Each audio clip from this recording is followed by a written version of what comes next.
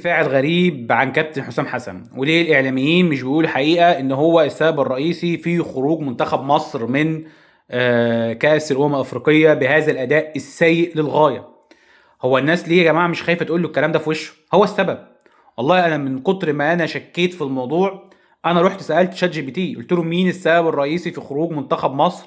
قال مدرب المنتخب بنسبه 60 ل 70% هو السبب الرئيسي في خروج المنتخب. وفي حبة أسئلة أنا عايز أسألها منطقية كده ونرد عليها، لأن في كلام كتير بيتقال مش صح. رقم واحد، أما أنت بتعمل كده قدام السنغال في الأمم الأفريقية، أمال هتعمل إيه في كأس العالم؟ رقم اتنين، هل فعلا القماشة ضعيفة؟ رقم ثلاثة، لا مصر لعبت إيطاليا أو مصر لعبت البرازيل، حد شاف الماتشات دي؟ طيب شوف الماتشات دي، لأن مهم جدا إنك تسأل نفسك أمال مصر لعبت قدام إيطاليا والبرازيل إزاي؟ خلينا نرد واحدة بواحدة كده ونمشي سنة بسنة. بس تعال نبتديها بحتة القماشة دي، إمكانيات اللعيبة وهي دي قدرات اللعيبة. هل الكلام ده صح؟ معظمه صح، معظمه صح، هي فعلا دي إمكانيات اللعيبة. لكن السؤال الأهم، هل إمكانيات اللعيبة في البطولات المجمعة هي المقياس؟ ودي نقطة لازم تركز عليها. يعني إيه؟ لا طبعا مش المقياس، بدليل مصر لعبت قدام البرازيل، روحوا اتفرجوا على الماتش، ماتش روعة، ومصر اتغلبت من البرازيل 4-3. هل حد لام مصر في المباراة دي؟ لا. مصر لعبت قدام ايطاليا وكان ماتش رائع، ومصر فازت على ايطاليا. هل امكانيات لعيبه مصر في وقتها كانت اقوى من لعيبه البرازيل او اقوى من لعيبه ايطاليا؟ اجابه قطعيه هي لا. طب ما تلعب كوره عادي، العب كوره. النقطه الثانيه المهمه بقى، وركز في الكلام ده، هل امكانيات مصر مع كابتن حسن شحاته ولعيبه منتخب مصر مع كابتن حسن شحاته فعليا كانت اقوى من امكانيات لاعيبه مثلا كوت ديفوار او اقوى من لاعيبه الكاميرون؟ اجابه قطعيه هي لا. وده بقى النقطه اللي محدش بيتكلم عليها. لا يا معلم، منتخب مصر في وقت كابتن حسن شحاته امكانيات اللعيبه ما كانتش اقوى من امكانيات اللعيبه اللي موجوده في كوت ديفوار والكاميرون. منتخب مصر كان عنده لعيبه كويسه لكنها ليست بالجوده بتاعه لعيبه الكاميرون وكوت ديفوار. ما كانش عندك لعيب زي دروجبا مثلا، ما كانش عندك لعيب زي ايتو مثلا، ما كانش عندك لعيب زي يايا توريه مثلا. واحد يقول لك لا كلامك انت كذب، اقول له تمام كلامي كذب، حلو.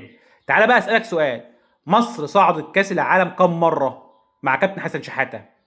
روح كده وشوف مصر صعدت كاس العالم كم مره مع كابتن حسن شحاته. ولا مره، ولا مره. عارف ليه؟ لان امكانيات اللعيبه هي كويسه بس مش امكانيات اللعيبه زي الكاميرون او زي كوت ديفوار في وقتها. وروحوا شوفوا التيم بتاع مصر كان عامل ازاي والتيم بتاع كوت ديفوار عامل ازاي. امكانيات اللعيبه بتاعت مصر عامله ازاي وامكانيات اللعيبه بتاع كوت ديفوار عامله ازاي. لعيبه مصر كان مستواها كويس ومحدش يقدر ينكر الكلام ده، لكنها ليست كانت اقوى من لعيبه زي كوت ديفوار او الكاميرون. هل مصر فازت على كوت ديفوار او الكاميرون في وقتها لان لعيبه مصر كانت اقوى؟ لا، لان لعيبه مصر كان عندها روح، ولان لعيبه مصر بتلعب كوره، هم عايزين يلعبوا كوره مش خايفين. انت في تيم نازل وهو مش خايف، هو عايز يلعب، لعب وفاز وحقق فوز وانتصار بامكانيات مش قد امكانيات الفريق اللي بيلعبه. النقطه اللي لازم تخلي بالك منها، اذا كنت حضرتك نازل تلعب السنغال وانت كمدرب خايف منها، فده بالضروره هيجي على اللعيبه برضه هتخاف منها، وده بالضروره هيجي ان حضرتك تتغلب. انا نفسي حد بس يمسك ماتش مصر والبرازيل، اتفرجوا على الماتش، روح اتفرج على الماتش. يا جدعان احنا بنلعب البرازيل، عارف يعني ايه البرازيل؟ البرازيل وانت بتدخل 3 اجوان في البرازيل. يعني انت عارف ايه الكلام ده؟ انت بتلعب مع البرازيل وانت مش خايف منها.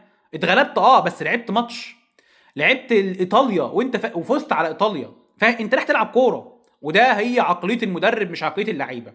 انت لو رايح تلعب البرازيل وانت خايف من البرازيل وبتقول لهم لا يا جماعه ندافع، دخل فينا جون اتنين اظن ثلاثه يعني، لا خلاص بقى نرجع ندافع وما نلعبش، وكفايه كده دخل فينا جونين نركن وما نلعبش، هتتغلب. هتتغلب. انت رايح تلعب ايطاليا وانت بتقول لا انا مش هلعب ايطاليا انا خايف، انا لا هتغلب، فانت هتتغلب. انت مغلوب في ماتش السنغال قبل ما تلعب الماتش اصلا، قبل ما تلعب الماتش انت داخل بعقليه ان السنغال دي فريق قوي وفريق، وده واضح جدا في المدرب. انت لو بتبص للماتش فوقك من الانتصار والهزيمه، الانتصار والهزيمه ليس مقياس، لا من قريب ولا من بعيد. ما تتغلب يا عم، ما هو انت كده كده اتغلبت، ما تتغلب بس العب كوره، انزل العب كوره. على الاقل انا هدافع وتمام، بس عندي فكره ان في وقت معين في الدقيقه مثلا 65 في الدقيقه 70 هبدا اطور ان العب هجوم. حقك، ما انت هتفضل تدافع طول الماتش؟ هو الماتش داخل على التعادل فيه. انما توصل للدقيقه 79 وانت برضه في نفس النمط، ان انا مش عايز اهاجم، انا كفايه اللي عندي كده ودي امكانيات اللعيبه اللي عندي، هتتغلب. ما انت كده كده هتتغلب، كده كده هتتغلب. اما يبقى عندك تروح الجول الثاني. على فكره انت رايح الجول الثاني في الدقيقه 90 تقريبا، يعني انت فاهم انت ايه العقليه دي؟ مش عقليه شغال، ده مش عقليه لعيب، ده مش عقليه فريق رايح يلعب كاس عالم، ده مش عقليه فريق عايز يفوز بطوله، ده مش عقليه. هلعب مع السنغال وهتغلب، ما عادي. اي ماتش كوره مكسب وخساره. العبوا يا جماعه على قد قدراتكم، وتعالى نلعب ماتش الكوره، واعمل اللي على قد مجهودك. والله فزنا تمام، اتغلبنا تمام، زي الفل، كلام زي الفل. لكن منتخب السنغال ده كله دلوقتي، مع احترامي ليه كله، في لعيب في وقته كان زي دروجبا. يعني انت لو حد كان متابع وقتها دروجبا في الدوري الانجليزي كان حاجه اسطوره يا جدعان. في لعيب زي دروجبا؟ مفيش. طب هل كان في منتخب مصر في الوقت لما كانوا بيلعبوا دروجبا ومش عارفه مين واللعيبه الاساطير، كان في لعيب زي محمد صلاح؟ كان في لعيب في منتخب مصر زي محمد صلاح بيلعب في ليفربول؟ او كان لعيب زي مرموش بيلعب في مانشستر سيتي؟ كان في لعيبه كده؟ ما كانش فيه. اللعيبه، بس اللعيبه مش خايفه، اللعيبه بتأدي اللي عليها. والله فزنا اتغلبنا، احنا عملنا اللي علينا وبتلعب كوره، وده ادى اللي فوزك بالبطوله. مش عشان خاطر امكانيات اللعيبه بس، عشان خاطر المدرب نفسه عقله وعقليته بتقول ان هو رايح الماتش عشان يفوز، مش عشان يتغلب. فكابتن حسام حسن يتحمل المسؤوليه بنسبه 100، مش عايز اقول 70%، 70%، 70%. انت ما طلعتش بالكوره اصلا، انت ما طلعتش بالكوره، انت مخوف اللعيبه ليه؟ ما تلعب السنغال، ايه يعني لما تتغلب من السنغال؟ ما تلعب ماتش كوره، ما تنزل العب، ما تلعب كوره فيها ايه؟ اما تلعب كوره. لكن لا، ننزل ندافع طول الماتش وفي الاخر يقول لك لا كتر خير اللعيب. انا بقى نفسي ارد عليه، اللي يقول كتر خير اللعيبه وكتر خير المنتخب، ده ما ينفعش اصلا يقف في اتحاد الكوره. قولا واحد، ده لازم يمشي، لازم يمشي. يعني انا لما اشوف واحد في اتحاد الكوره او كمحلل بيتكلم على كوره يقول لك كتر خير اللعيبه، ده يمشي، يمشي، يمشي والله العظيم. انت مالكش لازمه. انت راجل بتاع تتكلم كوره وبتقول كتر خير اللعيبه على ايه؟ يعني خلينا نتكلم على الماتش ده، كتر خير اللعيبه على ايه؟ على ايه؟ كتر خير اللعيبه انها ادت على قد المستوى ده، يبقى المدرب يمشي. ليه؟ لان هو دي تعليمات المدرب.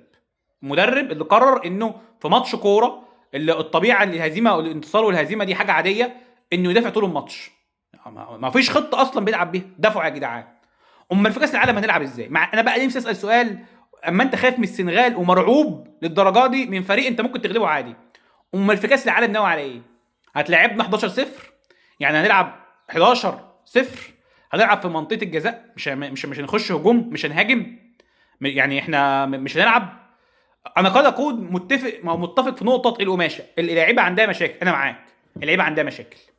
طب حضرتك بتحل المشاكل دي؟ طب يا عم سيبك، خلينا في الوقت الراهن، ما تلعب كوره، العب على قد القماشه اللي معاك، ما تلعب، انزل والعب وادي واتغلب، وقول يا جماعه انا او على قد القماشه اللي انا عملت اللي عليا. انا لعبت كوره وعندي اتنين مرموش، عنده محمد صلاح، طلعت عملت مثلا، هم استحواذ كانوا 50، احنا كنا استحواذ مثلا مش عارف 45، هم جابوا 3 4 اهداف او 3 4 تسديدات على المرمى، احنا جبنا مرتين. فاهم؟ يعني انت بتلعب كوره، بس العب كوره مش اكتر من كده. مطلوب، محدش طلب منك انك تحقق انتصار تاريخي، ما تلعب كوره، ما تلعب. يعني في حاجه ما تلعب كوره، ما تلعب كوره. اتغلبت والله اتغلبت، ده على قد قدراتي، انا بلعب كوره واتغلبت.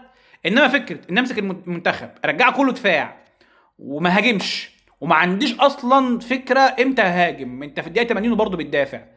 طب انت عايز ايه يعني؟ الماتش ده هيخلص على ايه؟ هيخلص على ايه؟ دي قماشه لعيبه؟ دي مش قماشه لعيبه، دي فكره تفكير مدرب. ده تفكير مدرب واصل بمرحله من الخوف ان هو بيلعب السنغال خايف يهاجمها بس. ده ينفع في كاس عالم؟ والله ما ينفع، ما ينفعش، ما ينفعش. انا لو اتفرجت على الماتش وانت بتلعب كوره واتغلبت، اقول لك ماشي لعيبه والمدرب ادى اللي عليه واللعيبه ادت اللي عليها.